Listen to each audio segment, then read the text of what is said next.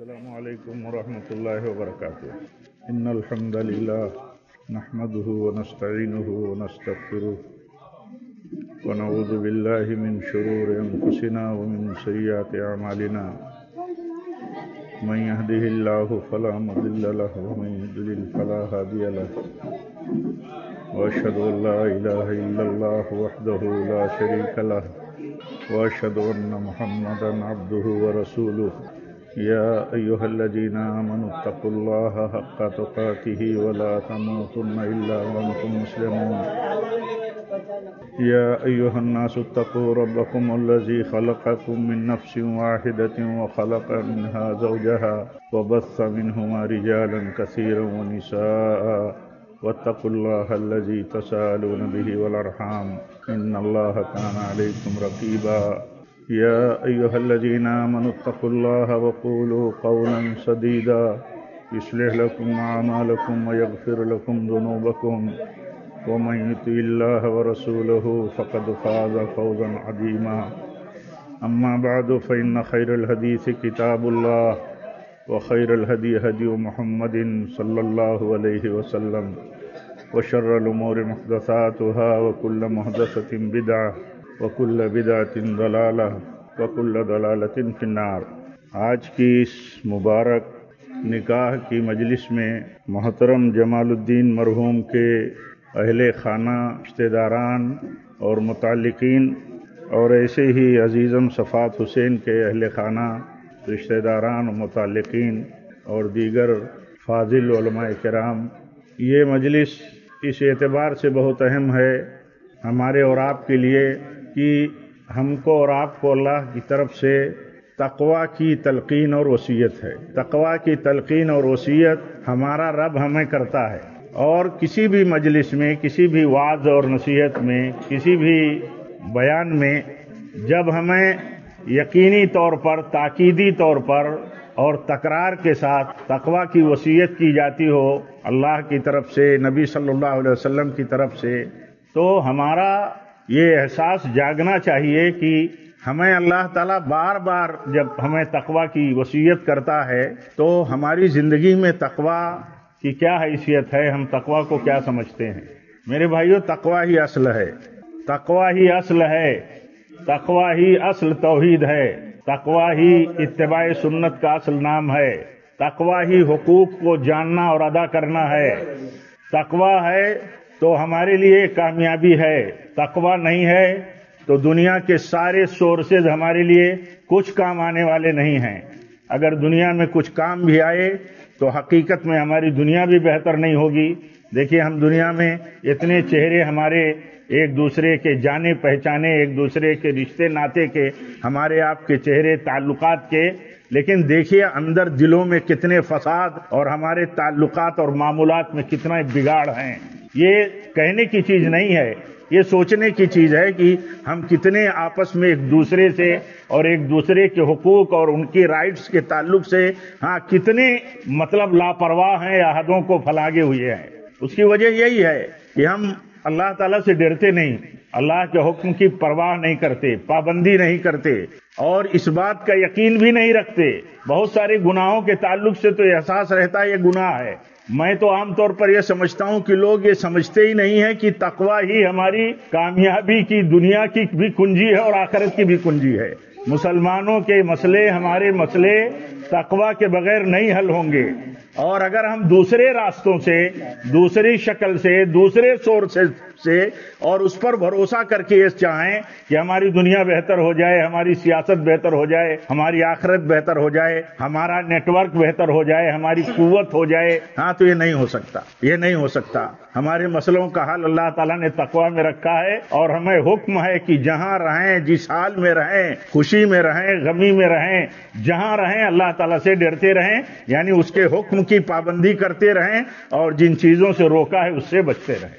آپ بتائیے، ہم میں ہر آدمی دیکھے کہ وہ اللہ کے حکم کی پابندی کتنی کرتا ہے۔ ہمیں سننے کا شوق ہے تو جن کو سننے کا شوق ہے ان کو سننا چاہتے ہیں، لیکن سننے کا شوق ہے ہمیں، اچھی بات ہے۔ سننے کے پیچھے جو شوق ہے، ایک جذبہ ہو کہ جو کچھ ہم سنیں گے اللہ اور اس کے رسول کی بات، تو اس کو ہم مانیں گے، قبول کریں گے اور اس کو اپنی عملی زندگی میں اپلائی کریں گے. یہ ہے اصل. اگر اس چیز سے ہماری زندگی خالی ہے، ہمارا گھر خالی ہے، فیملی خالی ہے، ہمارا سماج خالی ہے، تو ہم کبھی بھی صحیح نتیجے تک نہیں پہنچ سکتے. یہ میں آپ کو نہیں، پہلے اپنے آپ کو وصیت کرتا ہوں، اپنوں کو کرتا ہوں اور آپ سب کو کرتا ہوں کہ ہمارے مسئلوں کا حل تقویٰ جب ہے تو ہم ڈریں اللہ سے اور آپ ڈریں اللہ سے. ہر ایک کے حقوق کو جانیں اور ادا کریں. حق مارنا کسی کا حق مارنا رب العالمین کا حق تو سب سے بڑا حق ہے. توحید کا حق، نبی صلی اللہ علیہ وسلم کا حق اس کے بعد سب سے بڑا ہے. آپ کی اتباع کا حق. جو آدمی یہاں چوک گیا، پھسل گیا، وہ سنبھل نہیں سکتا ہے کہیں، اور ہمارے بگاڑ کے مسئلے حل بھی نہیں ہوں گے. لوگ کہتے ہیں جہیز پر تقریر کیوں نہیں کرتے، لینے دینے پر تقریر کیوں نہیں کرتے. ہوتی رہتی ہیں تقریریں، لیکن آپ یہ بتائیے کہ کتنا سدھار ہوتا ہے. اس سدھار کے پیچھے کی اصل اس کے پیچھے کا جو اصل راز ہے، جو اصل طاقت ہے، وہ موجود نہیں ہے. آدمی زیادتی کر کے لیتا ہے، مجبور ہو کر کے دیتا ہے. اور کبھی سماج میں لڑکی والے بھی کم، میں کہتا ہوں ان کی بھی سرکشیاں کم نہیں ہیں. ہم لوگ دیکھتے ہیں سماج میں گاؤں سے لے کے شہر تک لڑکی والے بھی بہت سرکشیاں دکھاتے ہیں. تو ایسا نہیں ہے. یہ سرکشیاں چاہے جس کی طرف سے ہوں، یہ اللہ کے حدوں کو پار کرنے کی چیز ہوتی ہے. ابھی مان لیجئے بہت سارے ایسے رشتے ہوتے ہیں لڑکی والے جھکاتے ہیں لڑکے والوں کو. تو اب سب کی اپنی مصلحتیں ہیں، تو مصلحتوں کو نہیں، ہماری دین کی جو مصلحت ہے اس کو آگے رکھنا چاہیے. ہم ایک دوسرے کی عزت میں، احترام میں، ایک دوسرے کا لحاظ کر کے، ایک دوسرے کے تعلق سے جائز حدوں تک اگر ہم ہیں تو کوئی بات نہیں ہے. لیکن ہمیں دین کے مزاج کو، دین کی تعلیمات کو سامنے رکھنا چاہیے. اگر ہم اس سوچ کے ساتھ چلتے ہیں تو چھوٹی موٹی چیزیں ہوتی رہتی ہیں، اللہ تعالیٰ معاف کرتا رہتا ہے. لیکن احساس تو ہونا چاہیے کہ ہم کہاں غلطی کر رہے ہیں، کہاں ہم سے چوک ہو رہی ہے، کہاں ہم سے سرکشی ہو رہی ہے. تو یہ اصل چیز جو کہنے کی تھی وہ یہ. باتیں بڑھا بھی نہیں سکتے اور باتیں بڑھا کر کے بہت زیادہ فائدہ بھی نہیں ہے. میں کہنا یہ چاہتا ہوں خلاصے کے طور پر کہ ہمارا یقین کم سے کم یہ ہونا چاہیے کہ ہمارے مسئلوں کا حل ہمارے اپنی ذات سے لے کر کے فیملی تک، سماج تک، کمیونٹی تک، جہاں تک ہم پھیلے ہوئے ہیں، پوری امت تک، امت کے سارے مسئلوں کا حل اللہ سے ڈرنا ہے. آپ کبھی سوچئے کہ عمر فاروق رضی اللہ تعالیٰ عنہ کا زمانہ، ان کی قوت، ان کا دبدبہ، ان کا روب، ان کی سطوت کیسی تھی. دشمن ہزاروں میل دور پر بیٹھا ہے اور خوف کھایا ہے. لیکن وہ کس سوچ کے تھے؟ اپنے کمانڈر کو خط لکھتے تھے، کہتے تھے کہ اگر تم گناہوں میں مبتلا ہو جاؤ گے تو تم جو محاذ جنگ پر دشمنوں سے لڑنے کے لیے محاذ پر لگے ہو تو تم ہار جاؤ گے. اب ہمارا آپ کا سوچنا کیسا ہے، تھنکنگ کیسی ہے دیکھیے. ہم تو یہ سوچتے ہیں کہ ہمارے پاس ایجوکیشن نہیں آیا تو ہم ہار جائیں گے، ہمارے پاس دولت نہیں آئی تو ہم ہار جائیں، پیچھے رہ جائیں گے، ہمارے پاس سیاست نہیں آئی تو ہم پیچھے رہ جائیں گے، ہمارے پاس تقویٰ اگر نہیں ہے تو سب کچھ ملنے کے بعد بھی پیچھے رہ جائیں گے. آپ مثال دیکھیے، اپنے مسلم ممالک کے حالات دیکھیے. کہیں تو ایٹم بم ہے، کہیں تو بہت ساری طاقتیں ہیں، دولتیں ہیں، ان کے حالات کتنے خراب ہیں. ہمارے اپنے حالات اور کتنے خراب ہیں. تو یہ ہمارے مسئلوں کا اصل حل تقویٰ ہے. میں اس موقع پر اسی لیے یہ بات کہنا چاہتا ہوں کہ یہ ایمان تو کم سے کم رہے کہ ہمارے مسئلوں کا بگاڑ ہماری اللہ کی نافرمانی اور نبی کی سنتوں کے ساتھ لاپرواہی ہے، حقوق کی لاپرواہی ہے. حقوق میں ہم لاپرواہی کرتے ہیں. کیا ہم نے کہا ہر بچہ اپنے باپ کا حق جانتا ہے، اپنی ماں کا حق جانتا ہے، اپنے بھائیوں کا حق جانتا ہے؟ ایک عورت اپنے شوہر کا مقام جانتی ہے، ایک شوہر کی ذمہ داری اپنی بیوی کے تئیں ہے. کیا وہ یہ سمجھتا ہے؟ دین کے نقطۂ نظر سے، سماج کے نقطۂ نظر سے نہیں، دین کے نقطۂ نظر سے. اور پھر وہ یہ سمجھتا ہے کہ ان کو ادا کرنا تقویٰ ہے، ان کو جاننے کے بعد ان کو برتنا تقویٰ ہے. اگر ہم تقویٰ چھوڑ دیں گے تو اللہ تعالیٰ رسوا کرے گا. حدیث میں آتا ہے کہ جو رشتہ دار اپنے رشتہ دار کے ساتھ برا سلوک کرتا ہے تو برا سلوک کرنے والے رشتہ دار کو اللہ تعالیٰ مفہوماً کہتا ہوں، اللہ تعالیٰ ذلیل کرتا ہے. کبھی ہم نہیں سمجھتے عام طور پر کہ ہم اگر کسی ذلت کے موڑ پر پہنچ گئے یا کہیں ذلت کی کھائی میں گر رہے ہیں تو ہم کبھی سوچتے بھی ہیں کہ کہیں ہم اپنے رشتہ داروں کے ساتھ غلط برتاؤ تو نہیں کر بیٹھے اور کہیں اس کا انجام تو نہیں ہے، کہیں ہم دنیا میں رسوا ہو گئے تو کیا کبھی سوچتے ہیں کہ کہیں ہم اپنے ماں باپ کا حق تو نہیں مار دیے اور ان کی عزت اور ان کا جو وصول ہے شریعت کا، ان کی فرما برداری کا کہیں نافرمانی تو ہم نہیں کر بیٹھے۔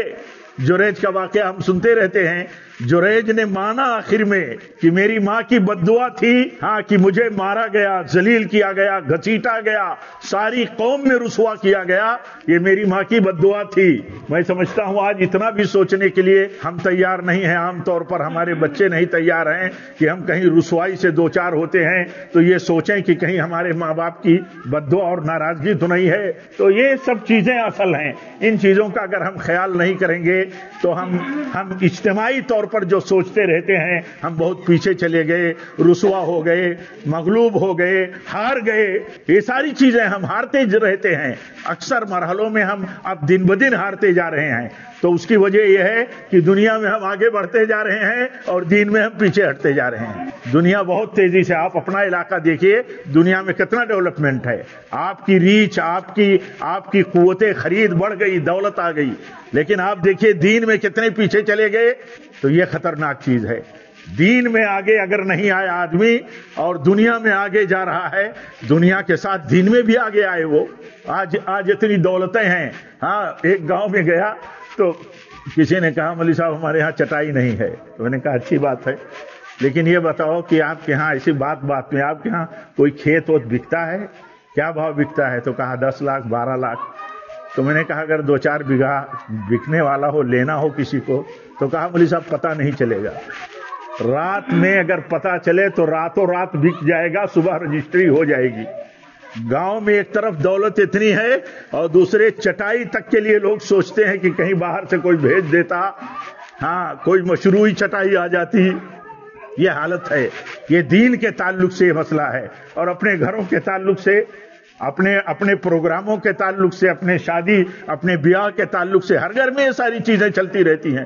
10-20 لاکھ تو عام بات ہو گئی، لیکن اللہ کے دین کے لیے، تعلیمی مشن کے لیے، علماء کے لیے، اور اسی طرح اپنے رشتہ داروں کے لیے، اپنی مساجد کے لیے، جو ہماری اپنی مساجد ہیں، اللہ کا گھر ہے جو بناتے ہیں، اس کے لیے آپ سوچئے کون سا احساس ہے، کتنی دینداری ہے۔ تو یہ ایک مثال ہے، ایگزامپل ہے۔ ہم اکثر پیچھے جا رہے ہیں اور دنیا میں آگے جا رہے ہیں۔ تو اس موقع پر یہ باتیں جو کچھ ٹوٹی پھوٹی، اب بہت سارے عزیزوں کے اور بہت سارے اپنے بزرگوں کے، شیخ امیر صاحب کے تعلق سے میری خواہش تھی کہ آپ امیر ہیں، یہاں موجود ہیں تو آپ نکاح پڑھائیں، لیکن یہ کہ اور بھی دوسرے علماء سے میں کہتا، لیکن آپ ہی نے مجھے کہا نہیں آپ ہی پڑھائیے، آپ کبھی کبھار آتے ہیں۔ تو بہرحال یہ ٹوٹی پھوٹی باتیں جو آپ کے سامنے کہی ہیں میں نے، تو میں اپنے کو اور آپ سب کو وصیت کرتا ہوں کہ ہم سب اللہ سے ڈریں۔ اپنے ہونے والے عزیز صفی الرحمان کو اور ایسے ہی بیٹی آفرین کو بھی وصیت کرتا ہوں کہ اللہ سے ڈرو۔ اللہ سے ڈرو گے تو آپ کے مسئلوں کا حل اللہ نکالے گا۔ آپ کے سارے مسئلوں کا حل اللہ تعالیٰ نے تقویٰ میں رکھا ہے۔ اللہ فرماتا ہے کہ اگر تم ڈرو گے تو تمہارے لیے وہاں راستہ اللہ کھولے گا جہاں تمہاری سمجھ میں بھی نہیں آتا ہوگا کہ یہاں سے بھی کوئی راستہ نکلے گا۔ یہ ایمان ہمارا ہونا چاہیے، اللہ کے اوپر ایمان، اللہ کی کتاب اور رسول کے اوپر ایمان کا یہ تقاضا ہے کہ جو کچھ بتایا گیا اس پر یقین ہم رکھیں۔ یقین، اگر وہ ایمان اور یقین نہیں ہے تو ہماری کوئی حیثیت پھر نہیں ہے۔ اللہ تعالی ہم سب کو سمجھ دے، جب تک ہم زندہ رہیں اے اللہ تیرے تقوی پر رہیں، تیرے نبی کی سنت پر رہیں، اور تیرے تقوی اور تیرے دین اور تیرے سنت اور اسلام کے اصل ترجمان آج فرقوں کے بیچ میں اہل الحدیث ہیں، اہل الحدیث بن کر کے رہیں، اور جب بھی ہماری موت ہو تو اسی مسلک اور عقیدے پر ہو۔ یہی عقیدہ اصل ہے اور یہی اصل تعبیر ہے، جس کی سمجھ میں نہ آتا ہو اس کو سمجھانا چاہیے، اس کو سمجھنا چاہیے، کیونکہ جتنے بھی فرقے اور فتنے اور جماعتیں ہیں، سب سے زیادہ سب سے خطرناک مسئلہ یہ ہے کہ ہر ایک کے ہاں عقیدے کا خلل، منہج کا خلل، سنت کا خلل اور بھی بہت سارے انحرافات ہیں۔ تو جو نعمت اور جو دولت اہل حدیثیت کی ہے، اس کی قدر بھی بہت دل میں ہونی چاہیے، اس کے لیے جذبہ بھی بہت ہو، قربانی بھی بہت ہو۔ یہ مت دیکھو کہ لوگ کیا کہتے ہیں، رواج کیا چل رہا ہے، کس طرح کی ذہنیتیں چل رہی ہیں، یہ سب دنیا داری کی ہیں، سب دنیا داری کی۔ دینداری یہ ہے کہ آدمی تقوی والا ہو، سنت والا ہو، اسلام والا ہو، اور اسلام کی تعبیر فرقوں کے بیچ میں اصل جو ہے وہ اہل حدیث ہے۔ اللہ تعالی ہم سب کو توفیق دے۔ وآخر دعوانا الحمدللہ رب العالمین۔ جزاکم اللہ خیر۔